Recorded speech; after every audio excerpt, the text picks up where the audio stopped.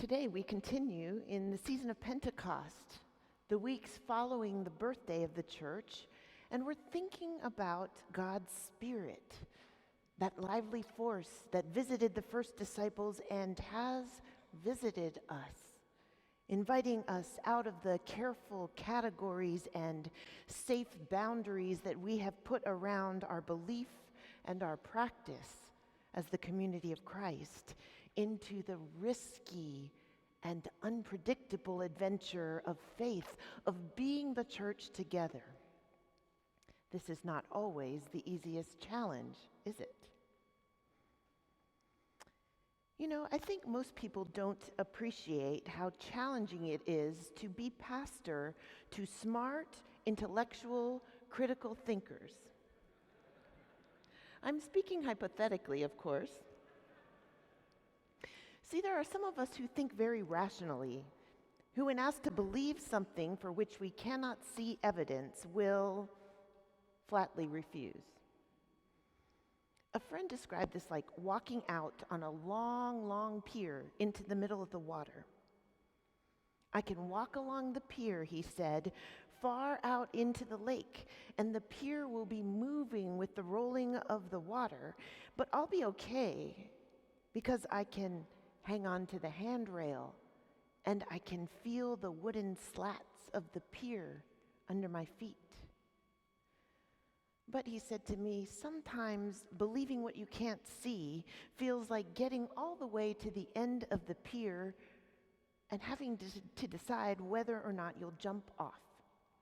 Nothing to hang on to, nothing to catch you, nothing. We rational thinking types don't like that sort of thing. You know what I mean? So it might pain us a bit this morning to be in conversation with the Apostle Paul, whose letter to the church at Corinth was part of our reading this morning. In it, Paul keeps insisting that God's Spirit is there in the church at Corinth, birthing transformation and promise. But it sure was hard to see. Today in his letter, Paul is inviting the Corinthian Christians to jump off the end of the pier into the cool water of possibility, to believe that though they looked around and saw some pretty upsetting circumstances, persecution, lack of resources, painful disagreements, God's Spirit was indeed there, diligently at work behind the scenes, transforming them individually and collectively, empowering them to become agents of healing in the world. Now, as much as you and I might dubiously hear Paul's recommendation to trust the ongoing work of God's Spirit despite the hard things we see happening around us, the folks in Corinth who were the recipients of this letter had even more reason to be skeptical. For one thing, the Corinthian church was what you might call a troubled church. Serious rifts were fracturing the community. Members were behaving in ways that compromised their witness to the world. They couldn't seem to get the operation, like the day-to-day logistics of being the church, to run smoothly. When they looked around at what was going on in their community, they were losing heart. And when they read these words coming from Paul, of all people, they had even more questions. The apostle had been having a really rough time. He's been in and out of prison. He's recently survived a shipwreck. He has a mysterious affliction that he references. And he was trying to manage these unruly churches from far away, conflicted, fledgling communities like the church at Corinth. So when they opened a letter from Paul and read, "So we do not lose heart. Even though our outer nature is wasting away, our inner nature is being renewed, transformed day by day." Well, they had reason to question Paul's state of mind, if not his sanity. But Paul is insistent. God's Spirit is here doing the work of transformation. So we do not lose heart. We walk boldly to the very end of the pier and we jump in, believing that the recreation God has undertaken has not ended. We are not a lost cause. What can be seen is temporary, but what cannot be seen is indeed eternal. This week marks 1 year since we decided to set out on this journey together as pastor and people. Can you believe how this year has flown by? Because of this anniversary, I've been doing some review of the year we've had, and I've realized we have experienced together some very hard things. Recall, some very dear people have left us by death this year, marking our memory with such sadness. We watched in horror as Ferguson, Staten Island, Baltimore, and many other places in our country and city exploded with a visual and visceral awareness of regular police brutality toward people of color, of the reality of mass incarceration, of the original sin of our nation, racism, just coming to the surface in ways we could not ignore anymore.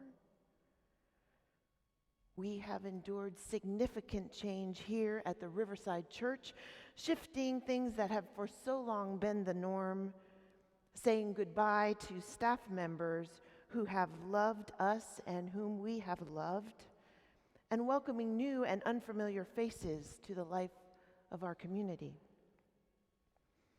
We saw on the front of our newspapers most of the country of Nepal destroyed by an earthquake, so many suffering a world away. Even our worship space has changed, with scaffolding covering the front of the nave here and ongoing construction part of every worship experience.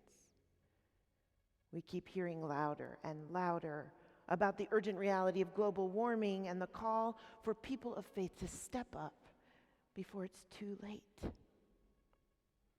It would be easy for us to look around our world and even our community and decide that this notion of God's Spirit in the process of transformation is too far-fetched for me. I am not ready to jump off the end of that pier.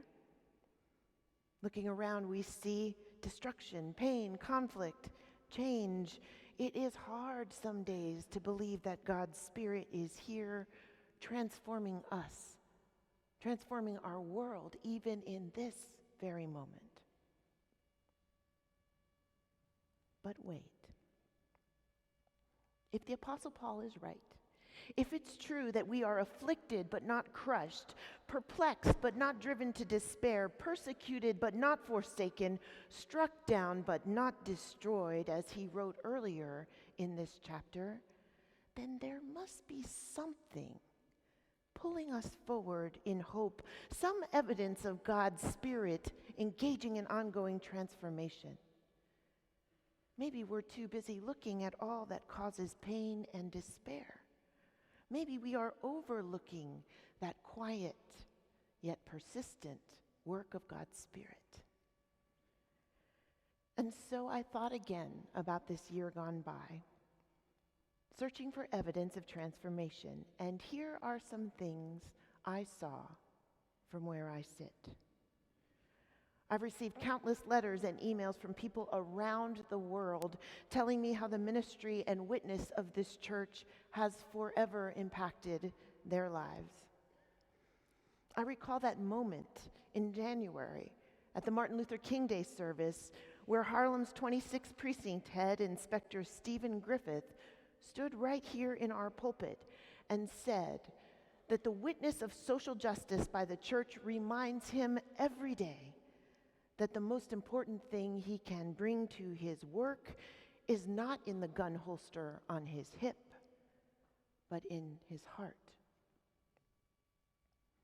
I think of the trust I have seen in hard conversations about change, moments when we were feeling angry and hurt, transformed by listening and commitment, until we were able to move to deeper places of understanding.